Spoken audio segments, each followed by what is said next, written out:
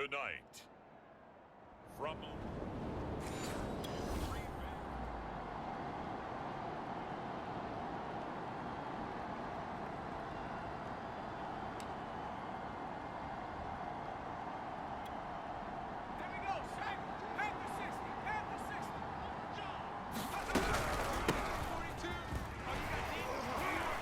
and he's upended at the 33 following a good pickup of 8. The numbers for him from a week ago: 17 carries, 102 yards, and a touchdown. They've got a nice scheme going right now, and they run the football pretty well. In fact, I was talking with him on the field before the game, and he said he's starting to hear from the guys ahead of him on the rushing yardage total, and they want to know if he's going to jump up there and join them at the top of the list. Right back to Swift again on second down. And he's able to take this one up to the 35-yard line. But we always talk about good down and distance, allowing offenses to expand their playbook. Well, 2nd and 2, that means your playbook's wide open. You can run just about anything. A lot of times, the play caller, he just looks down at his sheet, sees the short yardage runs, and goes to one of those. And he slips up past the 45 before being tackled. A nice throw right there. And Charles, this is game number 2 in the NFL for this young rookie. His guys getting the victory last week, and he played pretty well by most accounts. Curious, what did you see? I saw something similar to what you described. A leap, and he will make the catch. And he goes down, but not before getting this inside the 25.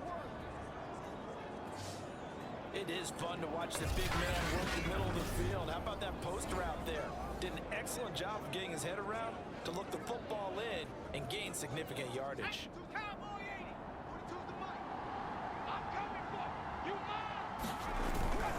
On first down, Swift. Now he's able to break through one tackle, but it slowed him down enough that he could only manage getting back to the line of scrimmage.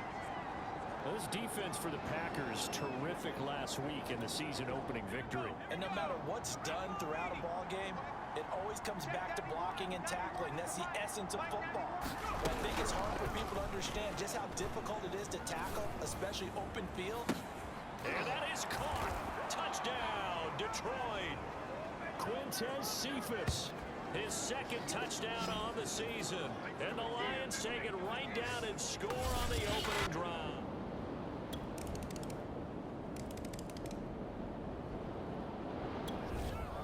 Offense ready to kick off their next drive. Early on, you know, Charles, every game could be called a measuring stick game, but I think when it comes within your division like this, it's a measuring stick game with a little extra intrigue. I would agree with that totally, because all division games have a little extra to them. But I like where this game is situated, because at this stage of the season, it has that little extra juice, but at the same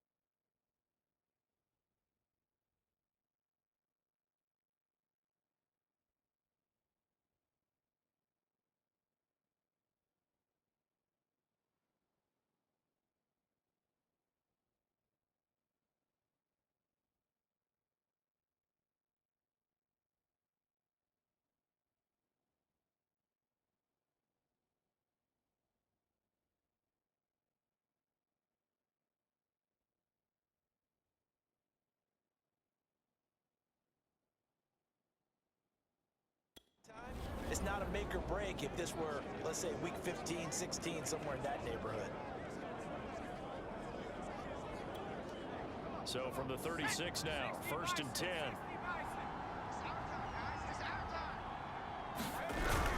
They'll run here with Swift. And he'll grab a gain of 5 out of this up to the 41-yard line. He was solid last week, over 100 yards in their victory on the ground. They want to get that going again. Absolutely. What they also understand is that from week to week, it's not necessarily the same, but they want it to be, right? What they saw last week on the ground, they want it. And that is caught one-handed. Oh, my, he pulled it in. And he takes it down deep into Green Bay territory. A big play there for Detroit. A one-handed catch, that's one thing, but with a defender right there, that was a heck of a play. It used to be that one-handed catch was instinctive in a game. Now it's a practiced move. They work on it before, after, during practice sessions. It becomes part of their repertoire, and it pays off. And he'll get into the end zone. Touchdown, Detroit. It's their quarterback with his 2nd touchdown of the game and 5th.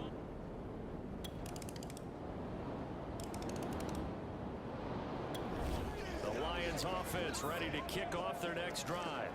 And they had to wait a long time to get the football back. Probably not what you were hoping for when you got an offense that's humming. Agreed. What you were looking for is a defense get the ball back pretty quickly, right? Hoping for a 3 and out. So that didn't happen. You can't yell at your D for that. They've got to take care of their own business and reestablish themselves now that they're back on the field. Vanderbilt's own Oren Burks had the tackle defensively. Now a 2nd down and 6. They run out of the gun with Swift. For a lot of guys playing this game, there's no better feeling than running right through a tackle. He's able to lower his center of gravity and churn his legs for a really nice pickup.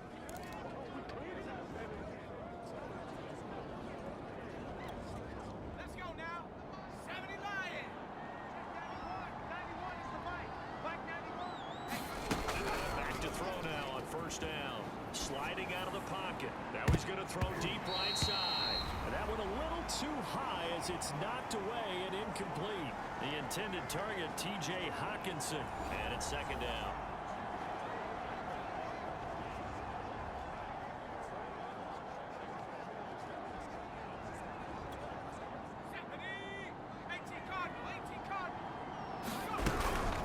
From the gun, here's Swift.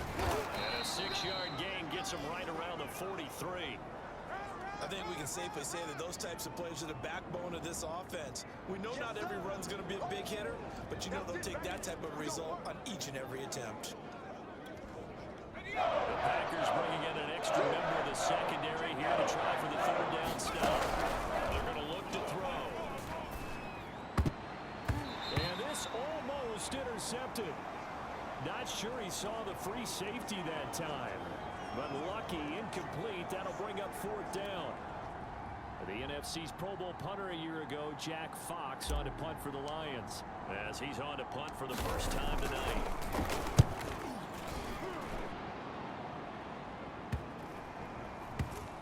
And a nice job here on special teams. This will be down inside the 10 at the 8-yard line. Well, someone's going to be happy with that effort. You know who else?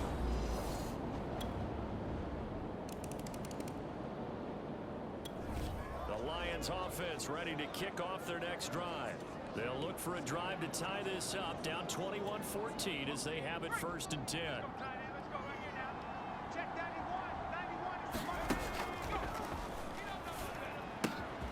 Now a throw here to his running back, powering his way forward, and he's going to be out of bounds right at midfield. A big play that time on the catch and run. A lot of times the key is just get him the ball and let him do his thing, and they got it out to him on the left side, and he did exactly that. Excellent run after the catch. From the midfield stripe, they'll look to throw. He'll rifle this one deep right side. A fight for it, and this is caught. What a catch. Touchdown, Detroit. Quintez Cephas. His 2nd touchdown of the game, his 3rd on the year. And the Lions are an extra point away from tying this thing up.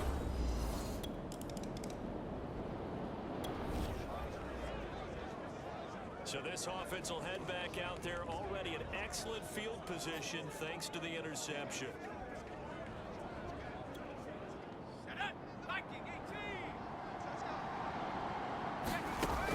They'll look to throw now on first down. Going for it all. And it is incomplete. Good positioning there downfield to break that one up. I think we can all understand what they're thinking right now. They take over the ball in field goal range after the turnover, so they've got that in their hip pocket.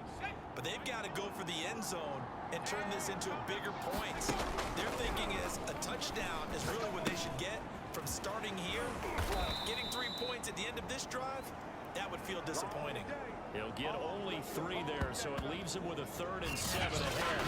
And we see another pitch and catch there to the running back. This position just continues to evolve. They've become just as critical to the passing attack as a lot of receivers, tight ends, because their ability to make people miss in the open field can really generate big plays for an offense. Toward the end zone, but that's going to wind up incomplete. They certainly had good starting field position on that drive, but couldn't do anything with it after 3 plays. Have to admit that that's a disappointing end to excellent field position. When that drive started, they had 6 points that they were thinking about. Seibert able to knock this one through. And with it, they'll take the lead at 24-21.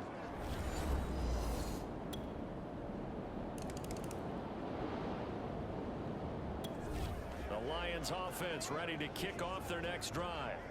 And last time able to get 3. It's not what they wanted. They wanted 6, but they got at least something. They mustered something out of the drive. They'll take it.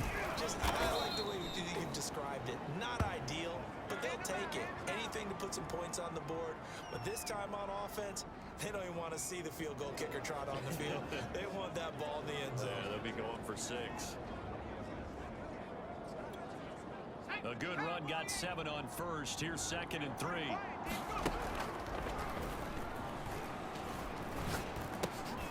Here's a throw to his running back. It's complete. So the completion good for just 3. And that'll bring up what looks to be a 3rd and inches. Can't be more than a half a foot. Now it's Swift. And he picks up the first before he's taken down at the 29. I always appreciate runners who understand situations. That was just 3rd and inches. No reason to dance around in the backfield and try and break off a bigger play. Just go pick up the first down, and that's exactly what he did. Here's Swift. And he sneaks his way forward only for a couple here. 2nd down. You know that old expression, it's not my night? It hasn't been his so far. I don't know if the legs are a little bit heavy. Sometimes having to hang out all day and play doesn't exactly play to your advantage, but it's been a tough go for him. Every time he looks up, somebody's there defensively. That was the same case on that play. And he'll get it out near the 40 to the 39. Well, Charles, in the past, a lot of people called this offense one-dimensional. I think you did. Well, it was you. I'll be honest, I did. I think the fan base is hoping with this young rookie that they can put some wrinkles in this offense like we just saw. I think you're exactly right, because we did have that discussion that what we've seen in the past from them, they needed to broaden, and they have done it here. Look at what he's bringing to their offense, and now as a defensive coordinator, you've got some extra work to do to prepare for him and their offense. A good catch there, 8 yards in the first down completion. One thing you're hoping for when you run drag routes, you're able to hit a receiver in stride, and he can pick up a lot of yardage after the catch. But in this situation, the defense was effective, able to stop him before you get a good head of steam going. Here's a play fake as they set up to throw. They'll roll him out right. And he'll take it down shy of the 45 at the 46. Offensively, they liked their situation, so they tried to take a shot downfield, but no one was open. So it was tuck it in run time, and he picks up a first down. On first down, he'll drop to throw. They'll get this into the hands of Hodge. That looked like a pretty good route combination there, because you've got to find a way to clear the guy running the drag, because when you do, you just put the ball on him and then let him run. Yeah, he's got some space. A good position to be in here, 2nd and inches. Off the play fake, he'll look to throw. He gets this complete to Cephas. And this is going to result in another first down as the tackle's made at the Packers' 14. And time to give some credit to the big fellas, the offensive line here, because you've got to have good protection on crossing routes, because you got to give your receiver time to work all the way across the field. That time, be able to scan the field, spot his receiver moving left to right, and make a good, accurate throw. Thank you, guys. A gain of 6 there on first. He's been quiet today in the passing game, just his second catch. Yeah, and people have to come up with schemes to limit him, and what a lot of teams do, they'll double him, you know, use a linebacker underneath, a safety over the top. Sometimes they'll just take a corner, maybe their third corner if he's a bigger guy, and put him on him man-to-man to try and limit his touches. Just keep mixing it up, give him different... Looking for Hockenson, and he's got him. Touchdown, Detroit. T.J. Hockenson, his second touchdown on the season. And the Lions have broken our tie as they take the lead.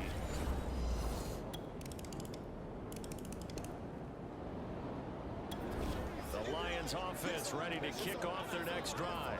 Well, they just gave up the score to tie it. That's the bad news. The good news, plenty of time in this fourth quarter to try to grab that lead back. Here we go, Shaq. Back to 60. Back to 60. Back 42. On the ground, it's Swift to start the drive. Kingsley Kiki there on the tackle.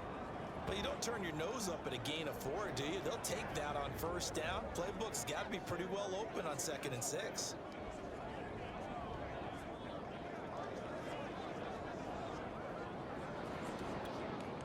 Second and 6, just inside the 30. What we got? He's going to rifle one deep left side. And that almost their first INT of the ball game. Had his sights on it, but he couldn't seal the deal. There's a reason the number 4 was flashing through my mind when he let that one go. 3 touchdowns already in his back pocket. The deep ball's been a great weapon for him in this one. Unfortunately, empty on that attempt. He's going to try and go deep again.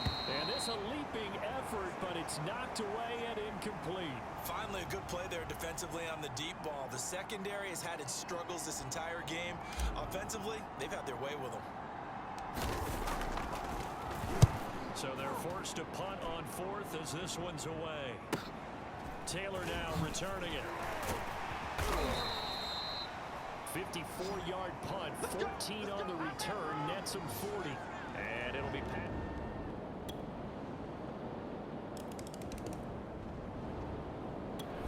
The Lions offense ready to kick off their next drive. And a tight game after punting last time. See if they can get something going on this drive.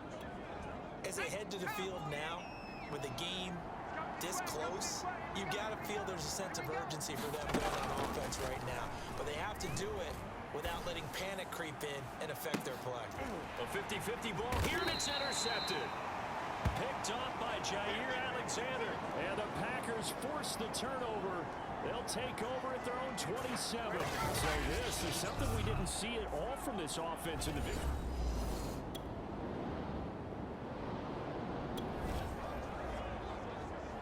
So now this offense will take over, and they will have the football at their own 20-yard line. Here we go. Here we go. Rocco Lady. Trying to shake off the interception from the last drive. He'll look to throw. Oh, not sure he saw the linebacker there as that's batted down and incomplete. This defense hasn't had the best showing in this game, but a critical knockdown there. If they can hang on, I guess the end will kind of justify the means. Certainly, and just think of it this way. It may not be the quantity of the plays that they've had, because those haven't been great, but they get a few more quality ones like that, that could finish things off for them. Oh, and that nearly ended it. That should have been intercepted, but he cannot corral it, and that is a lifeline there with 3rd down coming up. Now they face a 3rd and 10 after back-to-back incompletions. Flushed out right. Now a desperation throw deep downfield. And this nearly intercepted. Probably should have been. Had he caught it, it would have sealed it. Instead, one more chance coming up on 4th down. Down 7, and they've got to go for it here on 4th down. As expected, they're going for it to keep the drive alive. Oh, that's into a double team, and it's intercepted. That's what it is, baby. Alexander, and the return. return stops at the 39-yard line.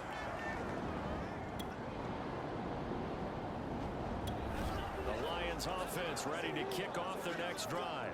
They're down here in a one-score game. At the time, it's a factor, but it's not a huge factor right now, is it? It's really not, because this amount of time gives them a chance to run their offense, to go through play sequences. And this is what... And that's caught inside the 35. And he's going to get this all the way down inside the 35. A big play that time through the air. 33 yards. But they didn't ease into that drive right out of the turnover. They go for the big shot downfield and hit it. A lot of teams have that opportunity, but not every coach is going to greenlight that type of a play call. I love their aggressiveness. And that's going to wind up incomplete. However, we do have a flag down. Let's check in with our referee. Come on, man. Second time. You better do something.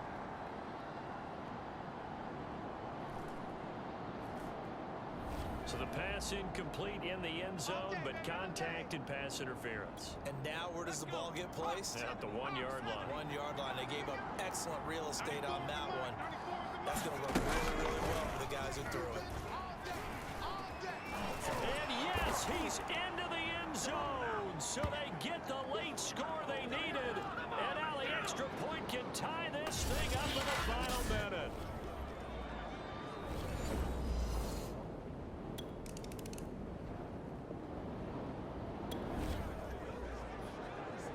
So the football will be at the 25-yard line as this offense gets set to take over. They'll start on the ground with Swift. They'll wind up with about 6, up past the 30 to the 31. I don't want to overhype it, but this is a big early season game, especially an overtime win. That could give you a big boost going forward in the season. It certainly can, and I don't think you're overhyping it, because cliches go out the window when you start to play overtime. And you're right, the winner of this game now, that's an extra boost moving forward. It actually is an extra hurt for the team that loses, because normally you shake it off, but in this situation, it lingers a little bit longer. Looks to me, partner, like he's learned a little bit, because earlier in the game, I think he was trying to force a lot of throws into his windows that just weren't open. Yeah, the interceptions had plagued him, especially a second interception, really a bad throw. So maybe a better decision there. Yeah, no doubt about it. I think he learned from earlier in the game, and he's applying it now. The 71 yards rushing for him now as he is just trying to will his guys to an overtime victory. Well, no matter how they phrase it, staying on schedule, staying ahead of the sticks, whatever you want to call it, 7 yards on first down, that fits the bill. Working with a 2nd and 3. Now a first throw here in overtime. And that nearly picked off. Oh, that would have been a big INT here in overtime. Instead, they'll get another shot on 3rd down. I know that interception was dropped, and it would have been their 3rd of the game. And I will guarantee you, in the huddle, on the bench, all the defensive guys have been talking about is, we're getting this guy right where we want him. Who's going to get the next one? It almost becomes a challenge, and they missed a golden opportunity. And he'll go down, but not before getting this inside the 30. This is a big spot for a rookie QB, and overtime's kind of where you earn your stripes, isn't it? It really is, and we've talked with enough coaches and players about how these youngsters are getting into the game and playing this at such a high level so early. But overtime, that's an entirely different animal, and he's handling it well. Yeah, starting to put together a nice drive. They'll run on first down. Swift. And they'll get him down after a pickup of 8, 2nd and 2. And I know you, with every carry, especially in overtime, you're just saying, if you're that ball carrier, hold on to the football. Hold on to it, protect it, but not necessarily settle it, because you're trying to get to the end zone. You're trying to end the game right here. And I know the defensive guys poking, clawing, raking, trying to knock the ball free and protect their end zone. Man, like you alluded to, especially this part of the field. I ain't going nowhere. I ain't going nowhere. He finds his way into the secondary again on this drive. They might want to try getting him down a little closer to the line of scrimmage. Yeah, what do they call that? 3rd level run. 1st level being the D-line, and linebacker 2nd level, and the secondary the 3rd. When you block it up well and you make the secondary do all the tackling, that will wear on a defense. Here's Swift.